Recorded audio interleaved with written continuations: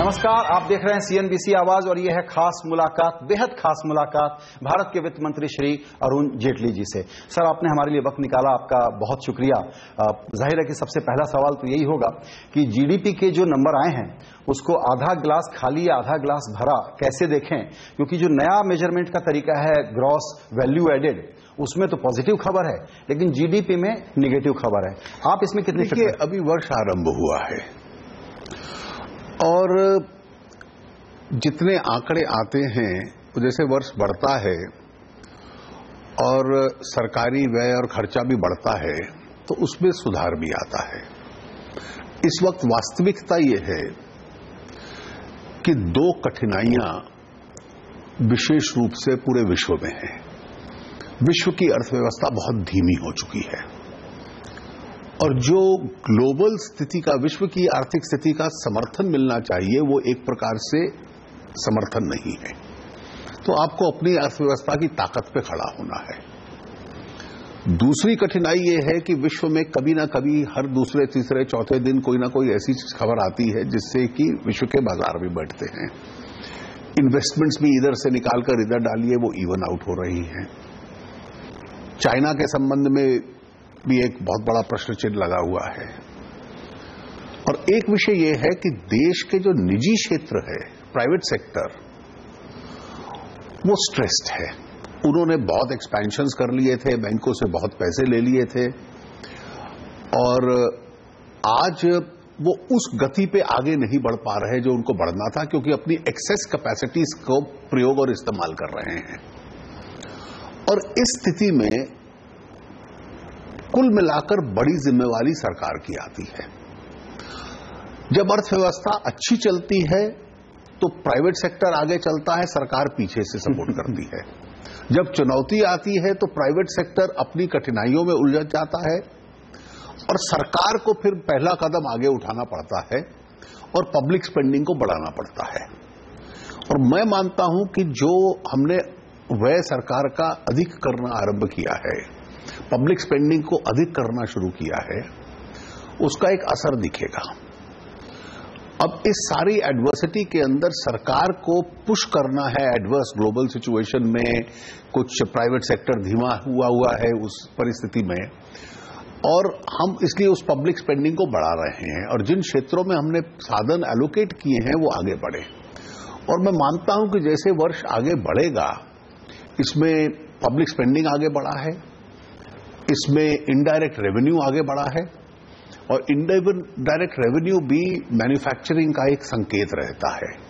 अब जब final corrected figures आएंगे वो कैसे टैली करता है मैं कह नहीं सकता, लेकिन निश्चित रूप से 7% ग्रोथ इस देश का पोटेंशियल नहीं है। ये 6 से 8% के सिंड्रोम को तोड़कर 8 से ऊपर पहुंचना और फिर तेजी से दौड़ना, ये इस देश की क्षमता है। और देश के राजनीतिक निर्णय लेने वालों पर, जिसमें सरकार की एक प्रमुख भूमिका है, और राजनीतिक सत्ता तो स्प्रेड आउट है, there is a spread of political power, और हमें एक रिस्पॉन्सिबल मैनेजर ऑफ इकोनॉमी बनकर इस देश को, उसमें रेगुलेटर्स हैं, उसमें ऑपोजिशन है, उसमें मीडिया है। मैं जैसे मीडिया का इसलिए जिक्र कर रहा हूं कि हम कैंपेन चला दें कि इस प्रोडक्ट को बैन कर दो।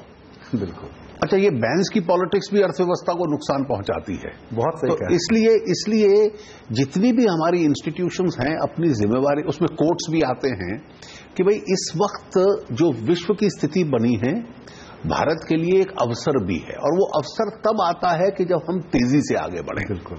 7% दुनिया में सबसे तेज है, लेकिन मैं इसको इस देश का सौभाग्य मानता हूं कि 7% से जो विश्व में सबसे तेजी की अर्थव्यवस्था है, देश फिर भी चिंता में है, और मैं सबसे अधिक चिंता में हूं कि 7 is not good enough. Exactly. देखिए, फाइनेंस मिनिस्टर के तौर पर आपका ये जो पूरा अभी एनालिसिस है, इसमें बिटवीन द लाइन पढ़ें तो वो क्रिटिक भी शामिल है, जो हम लोग उछल उछल के सवाल पूछने की कोशिश करते हैं आप लोगों से, देखिए ये नहीं किया, वो नहीं किया। हमें संजय जी, हमें वास्तविकता का ज्ञान रहना चाहिए। केवल हम प्रचार करें और वास्तविकता को भूल जाए, वो आवश्यकता नहीं है। तो मैंने एक वाक्य में फिर दोहराता हूं, 7% विश्व के स्तर के हिसाब से सबसे तेजी की है, लेकिन अगर इस देश को और प्रगति करनी है तो इस देश को मानना पड़ेगा कि 7 से आगे बढ़ना ये इस देश के लिए बहुत अनिवार्य है।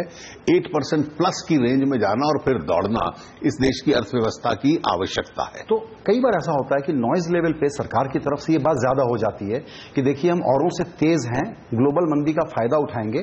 खतरा होता है कि सिस्टम में कहीं कॉम्प्लेसेंसी नहीं हो जाए कि हम तो ऑटो मोड पे हैं, चल पड़े। तो चाइना के रिस्पॉन्स को या ग्लोबल स्लोनेस जो हो रही है उसमें आप लोग इस अपॉर्चुनिटी का फायदा उठाएं, हम देश के तौर पर फायदा उठाएं। आप स्पेसिफिक कदम दो तीन चीजें देखिए कि चाइना में जो धीमापन आता है उसका एक स्वाभाविक असर विश्व के बाजार पर, विश्व की करेंसीज पे पड़ेगा, लेकिन भारत को इसका लाभ कई दृष्टियों से मिलता है। चाइना की जो प्रोडक्शन चेन है हम उसका हिस्सा नहीं है, इसलिए वहां धीमापन आता है, हम पे असर नहीं पड़ता। दूसरा, जो कमोडिटीज और ऑयल है जिनका दाम नियंत्रण में है, दाम नीचे होने से हम पे असर नहीं पड़ता, लाभ ही होता है, क्योंकि हम खरीदार हैं, हम बेचने वाले नहीं हैं। ना हम तेल बेचते हैं, ना हम कमोडिटीज बेचते हैं। इसलिए हम इस चुनौती को कैसे रिस्पॉन्ड करें, इसमें सबसे पहली जिम्मेवारी मैं सरकार की मानता हूं कि हमें डोमेस्टिक इकोनॉमिक एक्टिविटी बढ़ाने के लिए अपने इंफ्रास्ट्रक्चर में, पब्लिक स्पेंडिंग में, नीचे कृषि के क्षेत्र में, इरिगेशन में खूब हमें साधन डालने चाहिए। वो हम लोग डाल रहे हैं और उस दिशा में थोड़ी पॉजिटिव इंडिकेशंस भी हैं। जो हमारे रिफॉर्म प्रोसेस हैं देश के, उस रिफॉर्म को हम तेजी से आगे बढ़ाएं। और ये जो रवैया अपनाया है विशेष रूप से कांग्रेस पार्टी ने कि देश के रिफॉर्म को रोकना कांग्रेस पार्टी का एकमात्र ऑब्जेक्टिव है। मैं मानता हूं कि इस वक्त राजनीतिक संघर्ष दलों के बीच में नहीं है, दो विचारों के बीच में है। एक प्रगति की दिशा में ले जाना चाहता है, दूसरा रोकना चाहता है। और कांग्रेस ने जिस प्रकार से केवल नॉइज के आधार पर, शोर के आधार पर, डिस्टर्बेंस के आधार पर जीएसटी का विलंब करने की कोशिश की है, उस पार्टी को ये प्रश्न अपने आप से पूछना चाहिए, अगर नेगेटिविज्म, नकारात्मक रवैया ही मेरी राजनीतिक विचारधारा है, तो do I ever deserve to rule this country? जो पार्टी 50 साल से ज्यादा हुकूमत जिसने देश में की है, वो देश को रोका कैसे जाए? अगर इसको अपनी प्रिंसिपल फिलॉसफी बना देती है तो देश को भी यह प्रश्न उनसे पूछना पड़ेगा। कांग्रेस का रवैया दरअसल यही हो गया है कि हम इनका साथ नहीं देंगे, और ऐसे में यही आप जो कह रहे हैं, इस क्राइसिस का फायदा भारत कैसे उठाए, उसमें जीएसटी और लैंड दो बहुत बड़े कंपोनेंट हैं। लैंड को एक बार बाद में आते हैं। जीएसटी अब 2016 1 अप्रैल से लागू होने के आपके प्रयास? हम लोग जीएसटी के लिए कांग्रेस से बात भी कर रहे हैं और हम चाहते हैं कि अभी भी ये तुरंत पारित हो। जो उसके 3 सपोर्टिंग लेजिस्लेशंस भी हम लोगों ने तैयार रखे हैं, उसके बाद उनको स्वीकार करें। आईटी बैकबोन भी आगे बढ़ रहा है और सरकार की तरफ से 1 अप्रैल 2016 से लागू करने की पूरी तैयारी है। लेकिन लोकसभा में पारित होने के बाद वो राज्यसभा में पारित हो जाए, 2/3 बहुमत चाहिए, और 2/3 सदस्य राज्यसभा के उसके पक्ष में हैं। बिल्कुल। लेकिन कांग्रेस पार्टी सदन चलने नहीं देगी तो कैसे पास होगा?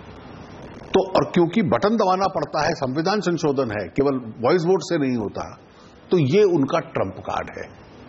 मैं मानता हूं देश को रोकने के लिए ये ट्रम्प कार्ड वो इस्तेमाल ना करें। और मुझे खेद है कि इस बात का कि जो भी उनसे हम लोग बात कर रहे हैं, कोई सकारात्मक संकेत उनसे नहीं मिलते। तो हम ये मान लें कि सितंबर में आप लोगों का प्रयास जो स्पेशल सेशन या एक्सटेंडेड सेशन बुलाने का है, हम लोग सरकार में हैं और हमारा प्रयास चलता रहेगा। सरकार क्या करती है हम आगे करेंगे, और मैं चाहूंगा कि कांग्रेस इस पर सकारात्मक रवैया अपनाए। ये देश के प्रति उसका दायित्व है। जी। लैंड बिल, क्योंकि वो भी रिफॉर्म का दूसरा बहुत बड़ा हिस्सा है।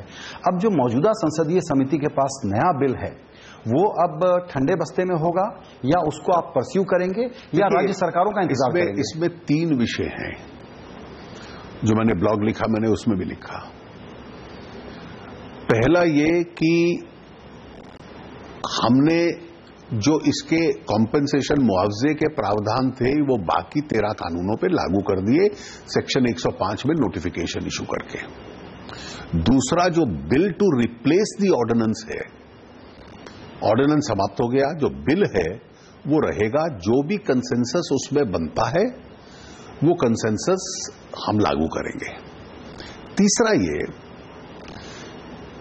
कि कानून जो हम संशोधन लाए थे उसके सेक्शन 10 में, और मैं विशेष रूप से मीडिया के मित्रों को कहूंगा कि उसको पढ़ लें, हमने कानून के तहत राज्यों को अधिकार दिया था कि ये 5 पर्पस हैं, आपको जो चाहे उन 5 में से एक, चाहे एक, 5 चाहे 5, पिक एंड चूज कर ले, 5 कर ले, नहीं तो 1-2 कर ले, जो आपकी आवश्यकता के अनुसार है उनको नोटिफाई कर दे, उसमें आपको एग्जेम्पशन मिलेगा SIA से और कंसेंट प्रावधान से।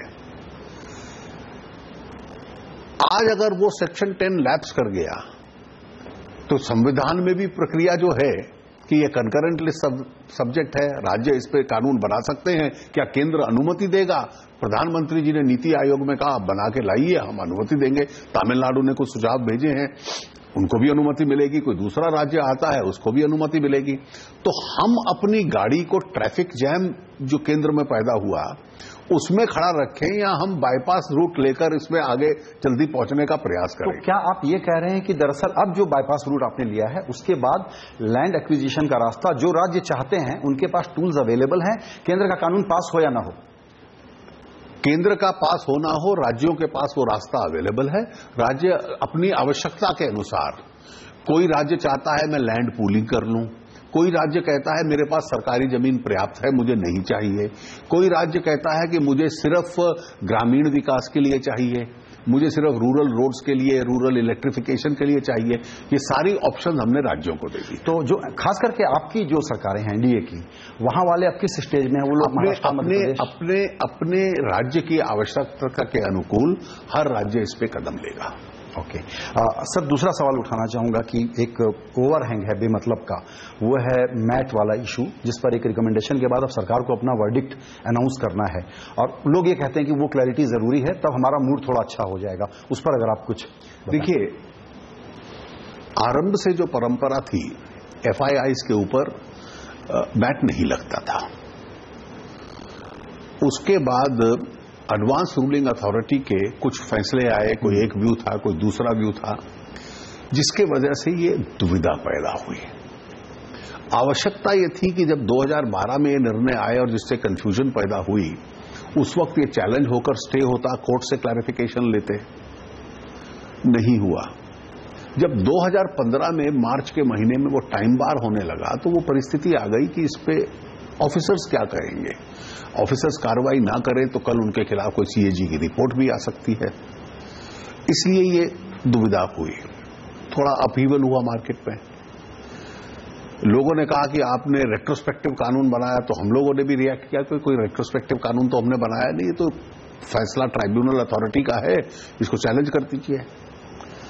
उसके बाद देश के निवेश के माहौल को देखते हुए लॉ कमीशन के जो चेयरमैन थे जस्टिस AP शाह और उनके साथ 2 अन्य एक्सपर्ट्स को हम लोगों ने रिक्वेस्ट किया कि आप इस पे अपनी रिपोर्ट दीजिए। उन्होंने अपने कुछ सुझाव दिए हैं। सुझाव के बाद मेरी उनसे चर्चा भी हुई, पूरे विभाग की उनसे चर्चा हुई। हम भी चाहते थे कुछ स्पष्टीकरण और आ जाएं। वो सारी प्रक्रिया आरंभ हो गई है, and now we are in a position to eventually take a decision. और सरकार उस पर विचार कर रही है।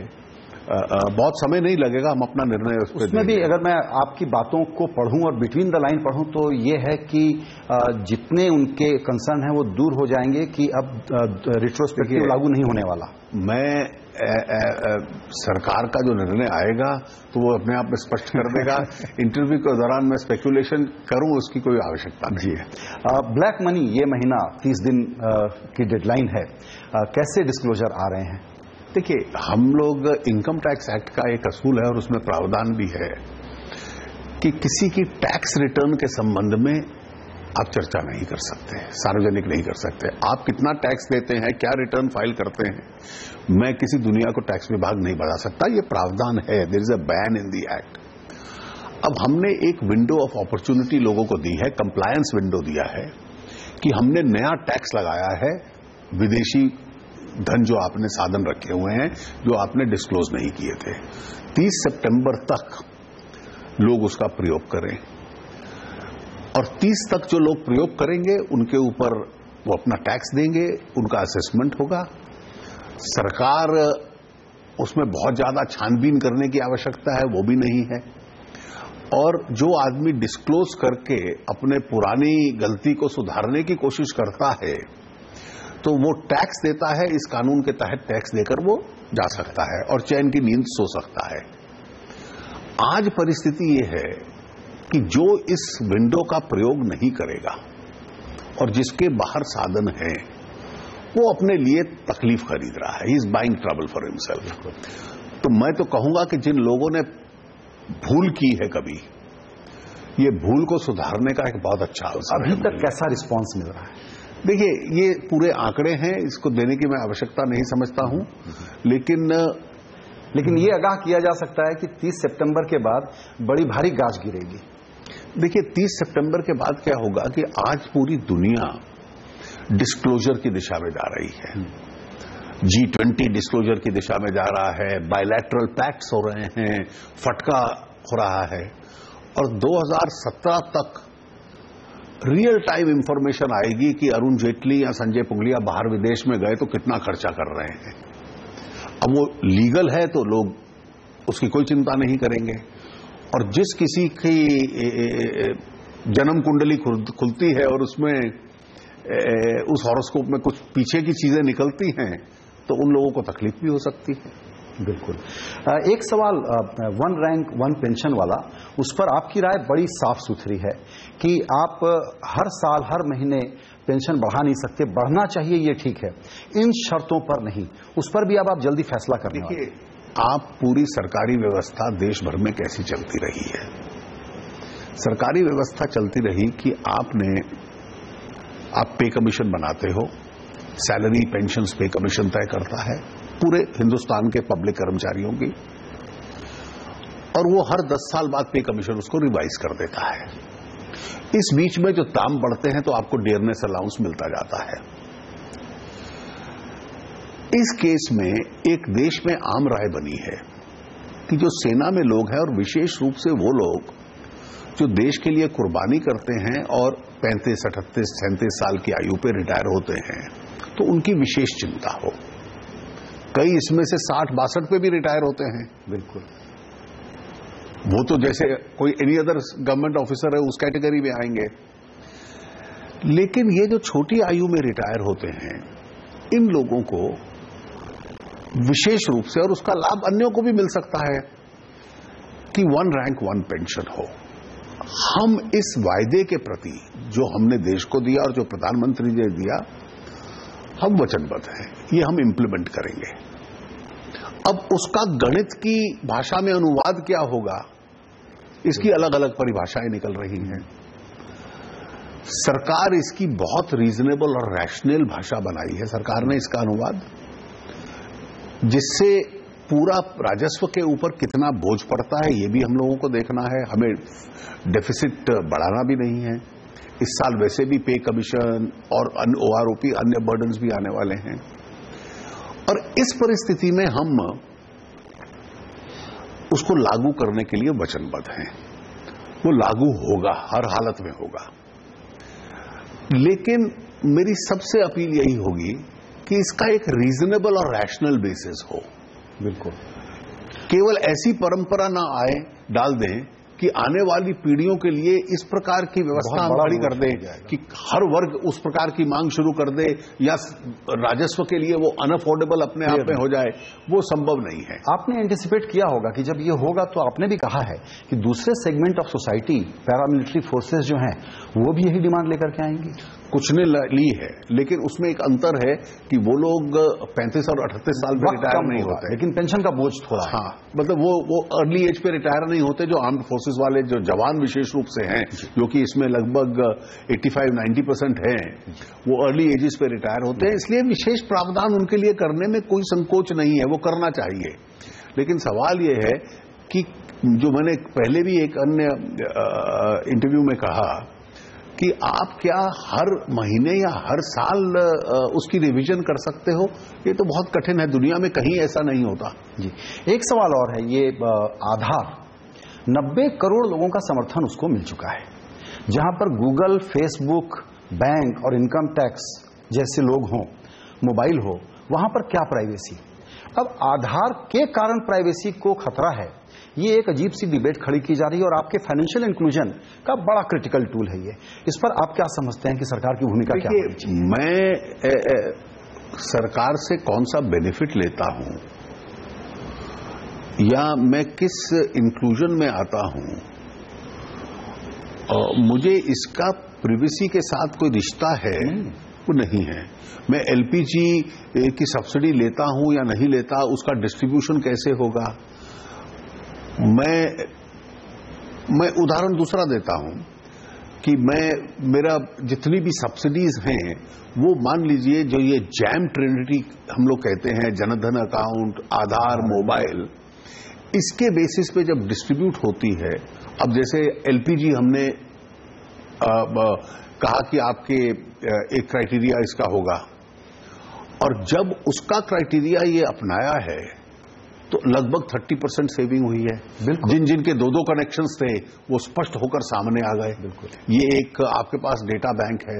उसी प्रकार से कल मान लीजिए ये किसी अन्य प्रकार की सुविधा के ऊपर लागू होता है जो सब्सिडीज दी जाती हैं, तो डिस्ट्रीब्यूशन सिस्टम को वो रैशनलाइज करते हैं। ये तो हो नहीं सकता कि मैं उस डिस्ट्रीब्यूशन का लाभ भी ले लूं और फिर कहूं मैं लाभ लेता हूं कि नहीं लेता, मैं 2 बार लेता हूं कि 4 बार लेता हूं, ये किसी को जानने का अधिकार नहीं है। साधारण लोग ये सवाल पूछ रहे हैं कि सरकार किस स्कीम में इसको लागू करे, ये मेरा भी फंडामेंटल राइट है। मैं आपको बताऊं, ये सब्सिडीज के रैशनलाइजेशन में और जैम का प्रयोग करके सब्सिडीज की जाए, एलपीजी का अनुभव सफल हुआ है। किसी अन्य क्षेत्र में भी इसको धीरे धीरे हम आगे बढ़ाते हैं तो उससे देश की आर्थिक स्थिति को भी लाभ होगा, रैशनलाइजेशन भी होगा, इसकी रीच भी बढ़ेगी और कोई इसको दुरुपयोग भी नहीं कर पाएगा। मैं कोई फर्टिलाइजर या केरोसिन ले लूं और उसको काले बाजार में बेच दूं, ये फिर सुविधा मुझे प्राप्त नहीं हो। सर, आप समझ रहे होंगे मैं कहां से आ रहा हूं कि सुप्रीम कोर्ट में जो मसला प्राइवेसी से जुड़ गया है उसको लेकर बहुत लोगों को ये फिक्र हो रही होगी कि अभी अटक न जाए। देखिए, वो एक दूसरे विषय पे संविधान पीठ को चला गया है कि प्रिवेसी फंडामेंटल राइट है कि नहीं है। सन 50 के दशक में कहा, बड़ी बेंचेस ने कहा कि नहीं है। राइट। 80 और 90 में कहना शुरू किया कि है, पर वो छोटी बेंचेस थी। तो इस कॉन्फ्लिक्ट को रिजॉल्व करने के लिए अब कॉन्स्टिट्यूशन बेंच बैठेगा। वो बेंच बैठे, ऐसी लीगल डिबेट समाज में चले, ये सिविलाइज्ड ज्यूरिस्प्रूडेंस का एक अंग होता है। लेकिन मैं एक बार सब्सिडी लूं या उसको 4 बार ले लूं अपने अलग अलग नाम से, ये शायद मेरी प्रिवेसी का भी हिस्सा नहीं है। Absolutely, absolutely. सर, चर्चा के आखिरी हिस्से में थोड़ा बिहार की बात करना चाहूंगा, क्योंकि आप सभी राज्यों में सक्रिय रहे हैं, लेकिन वहां पर हम समझते हैं कि सीट वाइज आपकी पकड़ है बिहार पर। बीजेपी के नेता बिहार में जिस भाषा में प्रचार कर रहे हैं उससे मुझे लगता है थोड़ी सी नर्वसनेस है। देखिए, हम बिहार के संबंध में काफी कॉन्फिडेंट हैं। हमारा अलायंस भी बहुत बड़ा है, उसमें कोई कॉन्ट्रडिक्शंस नहीं है, सामाजिक अंतर्विरोध भी नहीं है, और हमारे विरोधी भी थोड़े विचित्र से हैं। नीतीश जी ने, जेडीयू ने जंगल राज की कॉल दी लालू जी के खिलाफ, आज वो इकट्ठे हो गए। लालू जी ने कहा कि ये मंडल 2 है, और साथ सोनिया जी बैठी थी। याद रहे कि मंडल 2 के खिलाफ सबसे तीव्र भाषण तो राजीव जी ने ही दिया था। तो इसलिए वो अंतर्विरोध उस अलायंस का मुझे आज तक समझ में नहीं आया। जो हिस्टोरिकल कॉन्ट्रडिक्शंस थी उसकी वजह से उस गठबंधन के लिए एक दूसरे को वोट ट्रांसफर करा के मदद कर पाना बहुत कठिन है। और जो मोदी जी की चारों सभाएं हुई हैं और जो सुशील मोदी और अन्य नेताओं की रैलीज निकल रही हैं, यात्राएं निकल रही हैं, हमें तो उसका जो तीव्रता है उस कैंपेन की वो अलग है। द मीटिंग्स आर इलेक्ट्रीफाइंग, और इसलिए उसका एक बहुत अच्छा प्रभाव चुनाव के ऊपर पड़ेगा। एक चीज बड़ी सरप्राइजिंग है और हम सब लोग थोड़े मिस्टिफाइड हैं, वो है जो गुजरात में पाटीदार पटेल आरक्षण का मसला उठा, उस पर सरकार के तौर पर इसको आरक्षण के डिबेट के तौर पर देखा जाए या बेरोजगारी के खिलाफ एक मैनिफेस्टेशन के रूप में देखा जाए? देखिए, कई बार जिन कम्युनिटीज में आरक्षण नहीं है, जिनको लाभ नहीं है, एक स्वाभाविक उनके मन में ये विचार आता है।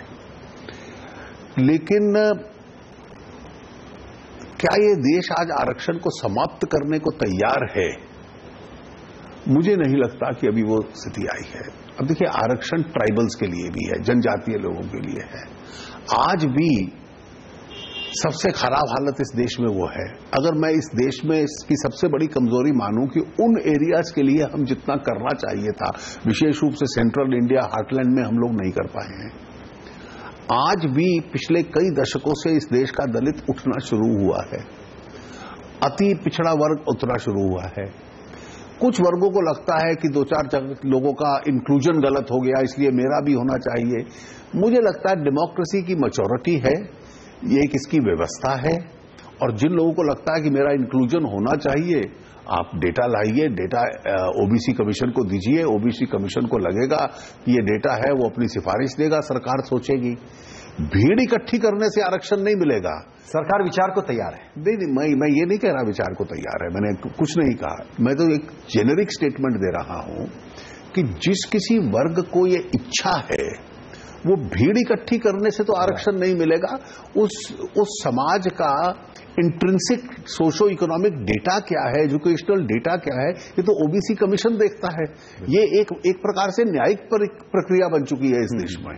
बिल्कुल सर, आखिरी सवाल, last but not the least वाला सिलसिला है ये कि अब जब ग्रोथ के जो नंबर आए हैं और दुनिया की जो हालत है और पब्लिक इन्वेस्टमेंट बढ़ा है और प्राइवेट सेक्टर के इन्वेस्टमेंट को पीछे आना चाहिए, वो कहते हैं हम आना चाहते हैं लेकिन ब्याज की दर कम करवा दीजिए।